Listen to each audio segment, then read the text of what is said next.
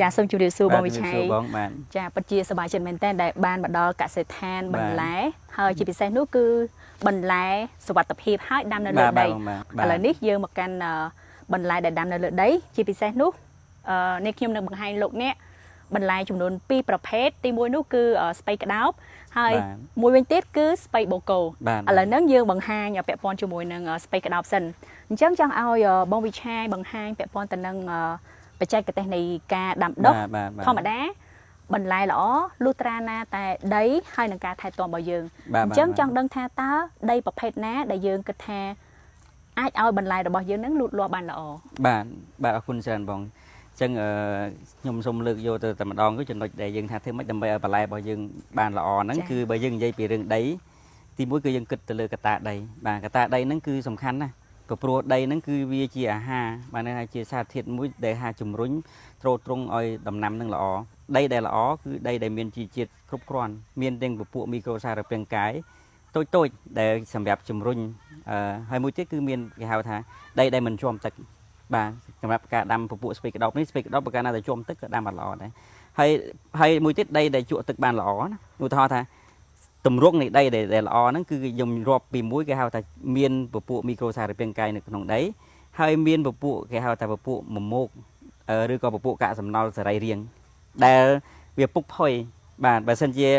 ដីរបស់យើងនឹងអត់មានទម្រង់ទាំងអស់ហ្នឹងទេមួយទៀតគឺរនខ្យល់ហ្នឹងគឺវាដែលយើងដាក់ទឹកចូលទៅគឺវាស្តុកទឹកបានល្អអញ្ចឹងកាលណាតែយើងដីរបស់យើងអត់មានទម្រង់ទាំងអស់ហ្នឹងទេគឺដីរបស់យើងនឹងមានបញ្ហាពេលដែលមានបញ្ហាយ៉ាងម៉េចឧទាហរណ៍ថាស្រោចទឹកទៅវាជាប់ទឹកពេកឬក៏ស្រោចទឹកទៅទឹកវាអត់ឆាប់ស្រូបចូលឬស្រោះចូលទៅក្នុងដីទេអាហ្នឹងការដាំបន្លែរបស់យើងក៏អត់បានលូតលាស់ដែរហើយមួយទៀតកាលណាតែវាមានសារធាតុចិញ្ចឹមមិនគ្រប់គ្រាន់ទេយើងដាំដំណាំរបស់យើងអាចមានកង្វះសារធាតុចិញ្ចឹមយើងមើលទម្រង់ស្លឹករបស់វាជួនកាលវាកង្វះសារធាតុចិញ្ចឹមទៅវាឡើងលឿងឬក៏ក្រិនទៅវាឡើងរួញទៅងាប់ទៅវិញអញ្ចឹងទៅទិន្នផលក៏ទៅតាមនឹងដែរចាសម្រាប់ស្ថានដីបើយើងគិតថាជាប្រភេទដីភ្នំហើយនឹងដីដែលយើងដាំដំណាំក្បែរផ្ទះថាតើលក្ខណៈនៃការខុសគ្នាក៏ដូចជាអាកាសធាតុការស្រោចស្រពទឹកវាខុសគ្នាដូចម្តេចដែរបងបើតាកតងជាមួយនឹងការថែទាំដំណាំគឺបើនិយាយជារួមទៅអត់ខុសគ្នាទេបណ្ដោះកូនការថែទាំកូនដាំនៅលើដីហើយយើងមានការដាក់ជីអាហារបំពន់ឲ្យវាហើយយើងស្រោចទឹកថែទាំចាប់សត្វល្អិតដូចគ្នាប៉ុន្តែតាកតងជាមួយនឹងអាកាសធាតុបញ្ហាសន្តានដីគឺខុសគ្នាទីតាំងនៅតំបន់ផ្សេងខុសគ្នានៅបាត់ដំបងខុសពីកំពង់ធំក៏ខុសពីមណ្ឌលគិរីក៏ខុសពីកពតយើងដែរបើសិនជាដីរបស់យើងនឹងល្អយើងរៀបចំទៅវាមានសារធាតុចិញ្ចឹមគ្រប់គ្រាន់មានជីកប៉ុស្តិ៍មានអីយើងដាក់ត្រឡប់ចូលទៅគឺស្ថានភាពដីរបស់យើងកែប្រែបានដូចគ្នាមិនថានៅលើភ្នំឬក៏ក្រោមភ្នំអញ្ចឹងបានថានៅក្នុងការដាំដុះកសិដ្ឋានមួយកសិដ្ឋានតូចធំក៏ដោយគឺសំខាន់បំផុតគឺយើងត្រូវរៀបជីកប៉ុស្តិ៍របស់យើងសម្រាប់បន្ថែមទៅឲ្យដីអញ្ចឹងយើងមើលការចោះរន្ធធម្មតាដំណាំក៏វាត្រូវការសារធាតុកាបូនដែរដើម្បីធ្វើការលូតលាស់អញ្ចឹងនៅពេលដែលយើងចោះមកយើងក្របផ្លាស្ទិកហ្នឹងកាបូនក៏វាអាចជួយកាត់បន្ថយការបំភាយមួយផ្នែកទៅលើបរិយាកាសដែរអញ្ចឹងនៅពេលដែលវាបំភាយចូលមកគឺវាអាចស្រូបនៅក្នុងផ្នែកខាងក្រោមនៃផ្ទៃស្លឹកអញ្ចឹងធ្វើឲ្យដំណាំរបស់យើងហ្នឹងគឺធំលឿនបើសិនតែយើងប្រៀបធៀបជាមួយនឹងការដាំដោយយើងមិនប្រើប្រាស់ផ្លាស្ទិកហ្នឹងទេទីមួយយើងចំណាយស្មៅក៏ដុះច្រើនការប្រកួតប្រជែងសារធាតុចិញ្ចឹមក៏ច្រើននឹងមួយទៀតគឺពេលដែលយើងក្របអញ្ចឹងឥឡូវសារធាតុបំភាយជាតិទឹកមកកាបូនចេញមកដែលពីការសំណល់ពុកផុយផ្សេងអញ្ចឹងវានឹងប៉ះមកលើដំណាំរបស់យើងអញ្ចឹងដំណាំរបស់យើងនឹងធ្វើការលូតលាស់ធំធាត់លឿនជាងដីវាធម្មតាហើយមួយទៀតសារៈប្រយោជន៍នៃផ្លាស្ទិកហ្នឹងមិនមែនត្រឹមតែកម្ចាត់ស្មៅទេវាអាចជួយកាត់បន្ថយការហូរច្រោះនៃសារធាតុចិញ្ចឹមរបស់ដីឧទាហរណ៍ថាបើលាតទទេអញ្ចឹងភ្លៀងឬក៏អីមកឬក៏យើងធ្វើប្រព័ន្ធស្រោចស្រពរបស់យើងទៅគឺវាអាចច្រោះនៅសារធាតុចិញ្ចឹមមួយហើយមួយទៀតគឺវាអាចជួយកាត់បន្ថយការបំភាយនៅជាតិទឹកទៅលើបរិយាកាសចាបាទនឹងគឺវាអញ្ចឹងសំណើមវាមានរហូតជាប់រហូតនៅក្នុងនឹងបាទស្ពៃកដោប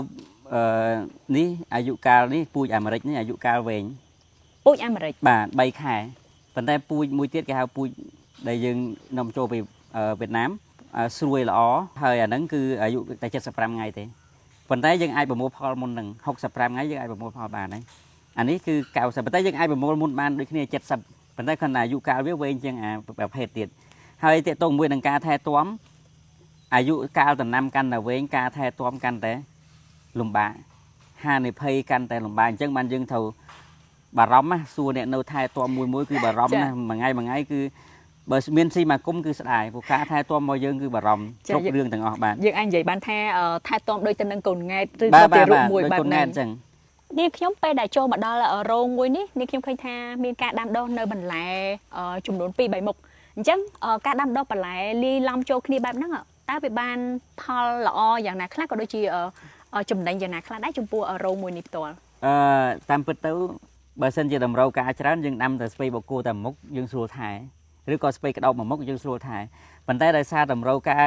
ស្តង់គេត្រូវការប៉ុណ្ណឹងយើងរៀបចំចំនួនរោងគឺត្រូវការប៉ុណ្ណឹងអញ្ចឹង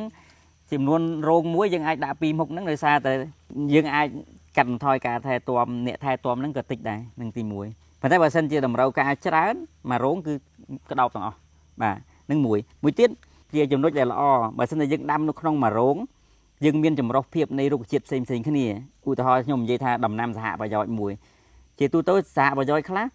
គេដាំបូកគោឬក៏ក្តោបហ្នឹងគេលាយជាមួយផ្កាស្បៃរឿង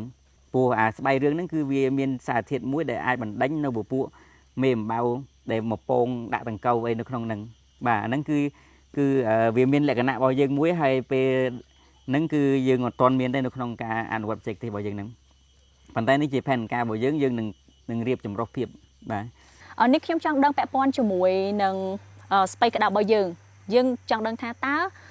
គុំមួយណាដែលល្អដែលអាចប្រមូលផលបានក៏ដូចជាទទួលបាននៅសារធាតុគ្រប់គ្រាន់ណាអញ្ចឹងចង់ឲ្យបងវិឆាយបង្ហាញតិចទៅថាពាក់ព័ន្ធជាមួយនឹងគុំមួយណាល្អហើយមិនល្អហេតុអីបានជាវាមានភាពខុសគ្នាបែបហ្នឹងព្រោះវាដាំនៅលើដីតែមួយណាបាទប៉ុន្តែក្នុងចំណោមទាំងអស់នេះ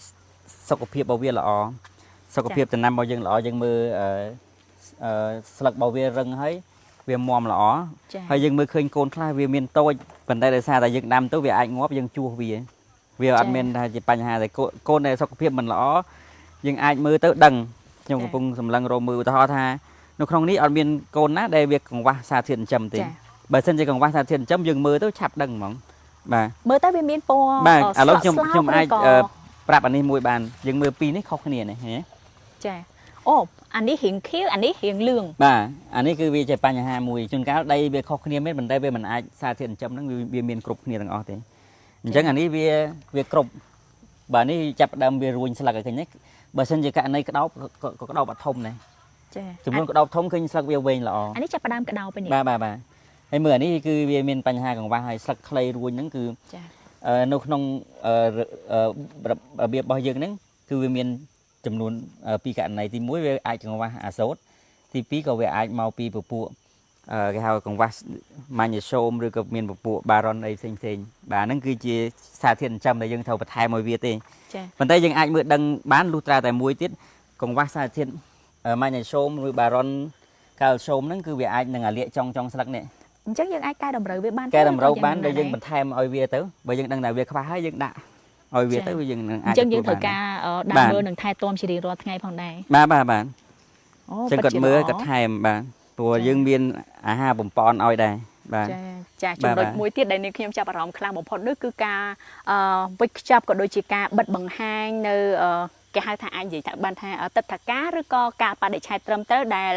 យើងគិតថាវាគឺជាចំណុចមួយដ៏ល្អដែលអាចឲ្យអតិថិជនហ្នឹងគឺមានការទុកចិត្តហើយគិតថាចេញពីកសិដ្ឋានបូកគោដាំនៅបន្លែដែលមានសុវត្ថិភាពចំណុចមួយនេះវាសំខាន់ដែរទេសម្រាប់កសិដ្ឋានរបស់យើងផ្ទាល់សំខាន់ទី1គឺយើងទប់ស្កាត់នៅការក្លែងបន្លំព្រោះបន្លែឧទាហរណ៍ថាអាហ្នឹងបូកគោចេញទៅពីកពតពីកសិដ្ឋានរបស់យើងនេះបាទហើយឬក៏ស្វ័យក្តោបចេញពីកសិដ្ឋានបូកគោទៅអញ្ចឹងយើងត្រូវមានបិទការវិចខ្ចប់របស់យើងត្រឹមត្រូវបិទ logo ជូនអតិថិជនប៉ុន្តែមានអតិថិជនមួយចំនួនក៏គាត់មាន brand ខ្លួនឯងដែរដែលគាត់យកទៅប៉ុន្តែជាដៃគូរបស់យើងអញ្ចឹងដៃគូរបស់យើងហ្នឹងគឺដូចខ្ញុំរៀបរាប់ពីខាងដើមអញ្ចឹងយើងមានដាក់ទៅទីផ្សាររបស់យើងនៅភ្នំពេញផ្សារទំនើបអីផ្សេងហ្នឹងអញ្ចឹងមានបិទផ្លាកឬក៏ស្ពៃក្តោបបូកគោគឺទ្រង់ទ្រាយផ្សេងរូបរាងផ្សេងហើយលក្ខណៈឆ្ងាញ់ក្តោបបូកគោហើយនឹងស្ពៃបូកគោហ្នឹងគឺឆ្ងាញ់ដូចគ្នាឆ្ងាញ់អតិថិជនមួយចំនួនក៏គាត់សរសើរ ច្រើនឆ្ងាញ់ទាំងបន្លែសាឡាត់កន្លែនឹងដូចគ្នាបាទ ចាអរគុណបងវិឆ័យសម្រាប់ការបង្ហាញជូនពាក់ព័ន្ធទៅនឹងបច្ចេកទេសនៃការដាំដុះបន្លែមិនថាបន្លែលើទឹកឬក៏បន្លែនៅលើដីនោះទេជាពិសេសគឺបច្ចេកទេសផ្ទាល់តែម្ដងបើសិនជាបងប្អូនចង់ចេះកាន់តែច្បាស់អំពីបច្ចេកទេសអាចមកសិក្សាបានផ្ទាល់នៅកសិដ្ឋានបូកូឬក៏បងប្អូនអាចទស្សនាបានតាមរយៈការអធិប្បាយរបស់នាងខ្ញុំជាមួយនឹងបងប្រុសវិឆ័យ